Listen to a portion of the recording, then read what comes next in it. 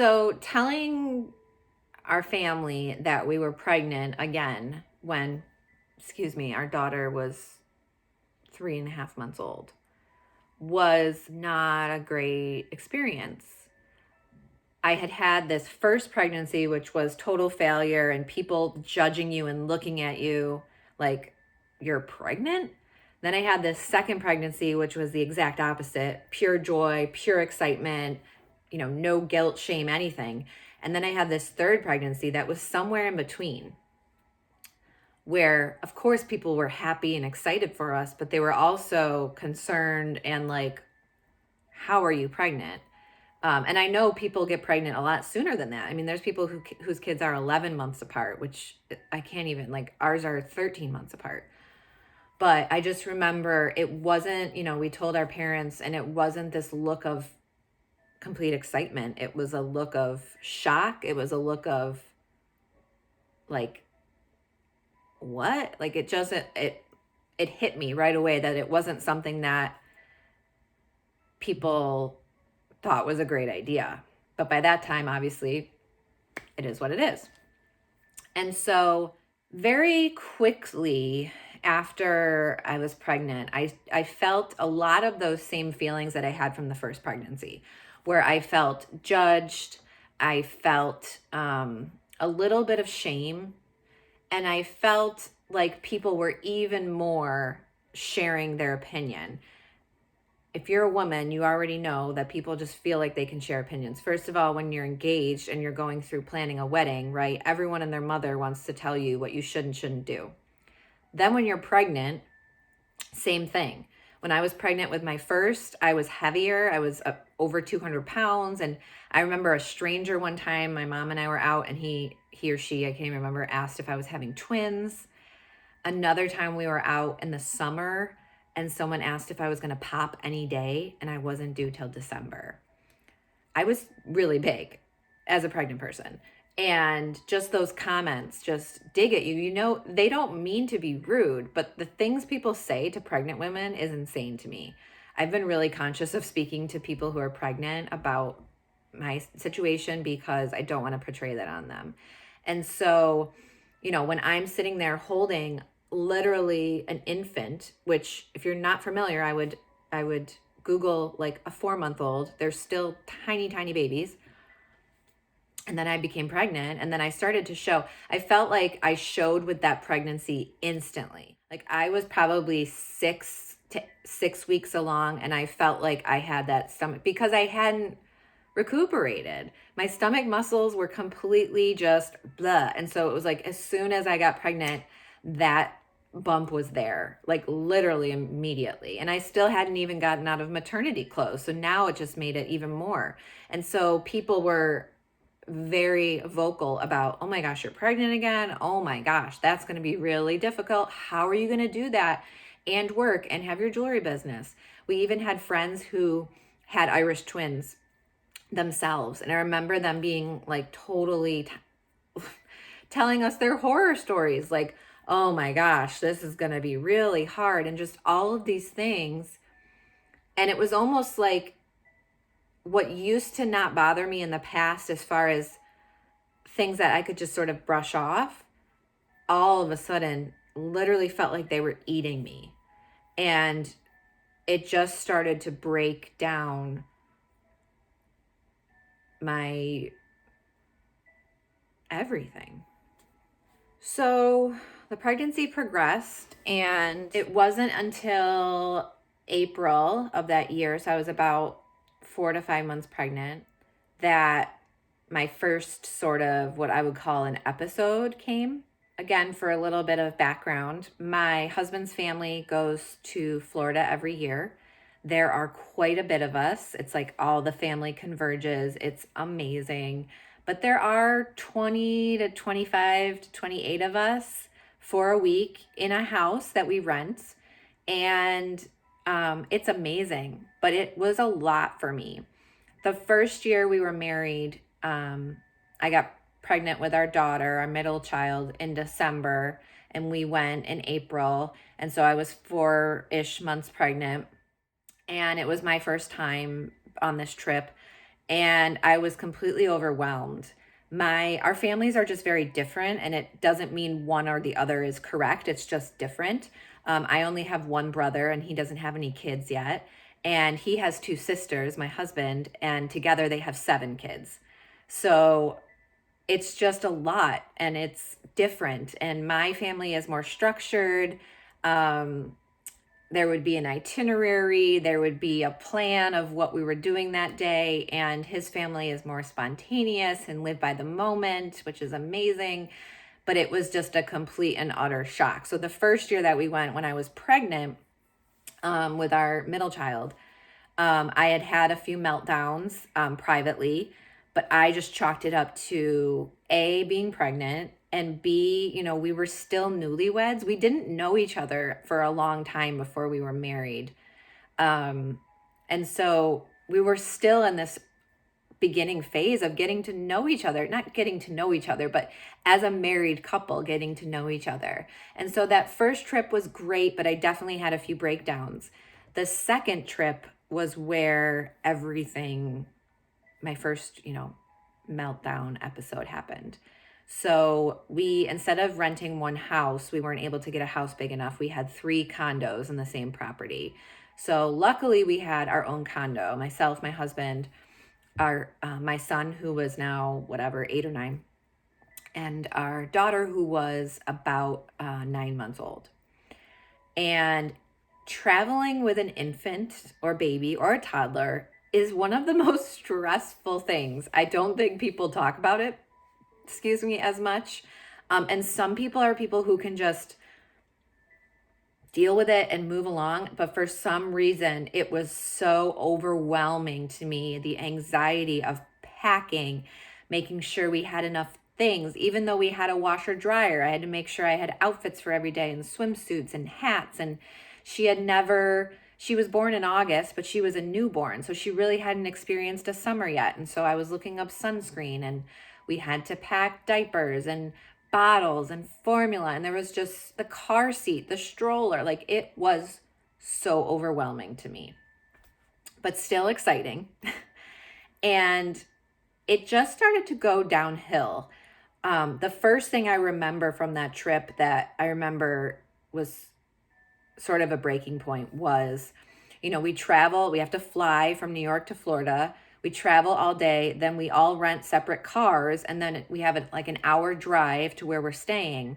And everyone sort of gets there at different times because we all take different flights, or people just get their car faster. And so I remember when we pull in, my husband and I, my son, and then the 9-month-old baby. And I don't know if it was actually like this or not, or if I'm just remembering it, but I felt like our car was swarmed. I felt this intense claustrophobia where everyone was just excited. Yay, Jackie and Ben are here, and the baby, and people, the kids just swarmed the car. And I remember they were so excited. They wanted our son, to go to the beach. Like, don't even unpack, don't even take anything out of the car. Your mom and dad can do that. Can you go to the beach? And, again, I'm the type of person, I was just raised where I need to, let me get inside. Let us figure out where things need to go. And Mason needs to find his room. And so this whole trip was this thing of, Jackie, calm down. Jackie, it's fine. Jackie, why are you so worked up? Relax, basically. And so I said, fine, get your swimsuit and go. And I remember yelling out, make sure you put on sunscreen. Of course, he ended up coming back sunburned. And that situation, not only the swarming feeling, this feeling of claustrophobia, but also this feeling of I'm the only one who can protect my children. So, I'm Irish, I'm super fair skinned, so is my son. And I just know that he needs to be lathered in sunscreen every 2 hours. But some of the other kids have different skin and they might not need that. And so I felt like I had this anxiety about keeping him safe, and then even more anxiety about the baby. And so I had this just overwhelming is the only word I can describe it. anxiety, this almost paralysis that our 9-month-old baby was going to get terrible sunburn, that she was going to fall into a pool, that she was just something horrible was going to happen. And the only way I could stop that was just being with her 24/7. I remember, she was in a new place and she wasn't napping, and I ended up just sort of like holding myself up in this condo and using her as an excuse. I didn't want to see anyone. It slowly progressed that trip to where I literally was in the condo all day long. And I would say it was because, she needs to eat, or she needs to rest, or she wasn't napping. And then, everyone, all of our family was so supportive. Like, Jackie, why don't you go to the pool? We'll sit with the baby and we'll, let her nap. And it was hard because some of the other kids, like, they would take a nap in the stroller outside or by the pool, and it was super loud and their baby wouldn't care, but our baby needed to be inside. But I wanted to be with her, and I didn't want anyone else to take care of her. I had this paranoia about her getting hurt. I had so much anxiety. We get a golf cart to like ride around to the pool and back. And I remember my son, being 7 or 8, 7, whatever, I don't know, and being on the golf cart, and, some of the older cousins wouldn't really need to tell their parents where they were going because they were older. But I would say, "Where's Mason?" And no one could tell me. Like, none of the adults could tell me where he was. "Oh, he might be at the pool, but he might be on the golf cart." And like, it literally made me go crazy. Like, I was like, how does no one know where this, like, he's 7 or 8 or whatever he was. Like, and it just compounded. Like, I hope no one's watching this without sound because I look like a crazy person, but it literally felt like all of these situations were compounding, where everyone else in the situation was totally relaxed and like, it's fine. And to me, I could feel like this panic just crushing my chest.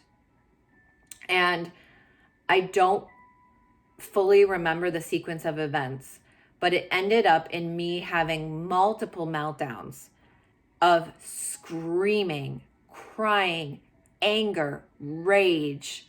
I remember just sobbing in the bathtub or in the shower. And mind you, we had a 9-month-old and I was 4 months pregnant. And it was on this trip that I also started having some really horrible thoughts about the pregnancy. I was getting overwhelmed with the idea of having 2 kids, basically under a year old. I was overwhelmed with juggling it all and the idea of how I would do that, because so many people were saying, how are you going to do it? And in these panic attacks that I started having, I felt physically ill. I threw up a couple times. I had intense cramps. And I remember at one point thinking to myself, maybe I'm having a miscarriage. And I was okay with that. And that's the first time I can think of having a thought that is now so scary, but at the time felt completely normal. I remember thinking, maybe I'll just miscarry and everyone will feel sorry for me, and then I can move on with my life and I won't have 2 babies under. Like, I can just remember just horrible, horrible anxiety. And even to the point that, like, again, thank God we had our own condo, but you could hear me screaming that my in-laws ended up, my husband had no idea what was going on and was completely like, what? Like, in the beginning, as I was having these issues, he was kind of like, you're being a bitch right now. Like, you're being, you know what I'm saying? Like, basically I was being bitchy and you're being really sensitive and he didn't understand what was going on, and neither did I. And then I remember my mother-in-law coming in, and I was literally trembling and just raging, screaming, crying, throwing myself. And they were just like, God bless my mother-in-law. Like, I don't even remember what she said to me, but I was just like, I can't even remember, to be honest. I feel like I blacked out, but I didn't. And there was talks about like, should I go to a hospital? There was talks about like, I wanted to go home. I wanted to take our daughter and go home. And my husband was like, that's not happening. I honestly should have gone to a hospital, but they were like talking about sending me home, like to my mom and flights. And by that time, you know, again, no one really understood what was going on. I remember at one point my husband being like, you know, he just didn't, no one knew what was going on. I didn't know. My husband, like, there's no way to deal with this. There's no textbook way. And so we basically just stuck it out. I was a complete shut in that entire trip. I barely ate. Like, I just didn't care. I just wanted to sleep the whole time. I barely went out to the pool. I remember at one point, it's not funny at all, but it's almost funny when I look back on the pictures from that trip. Because A, there's no pictures of me. And B, a picture can bring up so much. And I remember we went to like a market, like a farmer's market. And I was just a total bee. Like, I just stayed away from everyone. I was just in my stroller and I gave like 1-word answers. We went to the aquarium. I wanted nothing to do with it. I even took a family picture, like a group picture. It wasn't our whole group, but like whoever had gone to the aquarium, I ended up taking the picture myself. So I wasn't in the photo. And I remember like a stranger being like, oh, do you want to get in the photo? And I was like, no. Like, I just wanted to completely separate myself from my family, except for my daughter. And I wanted nothing to do with them. I wanted nothing to do with any of the trip. We even at one point had to go to like a nice dinner because my husband's grandfather lives there. And it was like the one, like they rented out like this whole little banquet place, and we went to this nice dinner. And I remember like, I just didn't talk to anyone. I barely ate. Like, I was just, at the time, again, like super bitchy, but it was like, I had to go.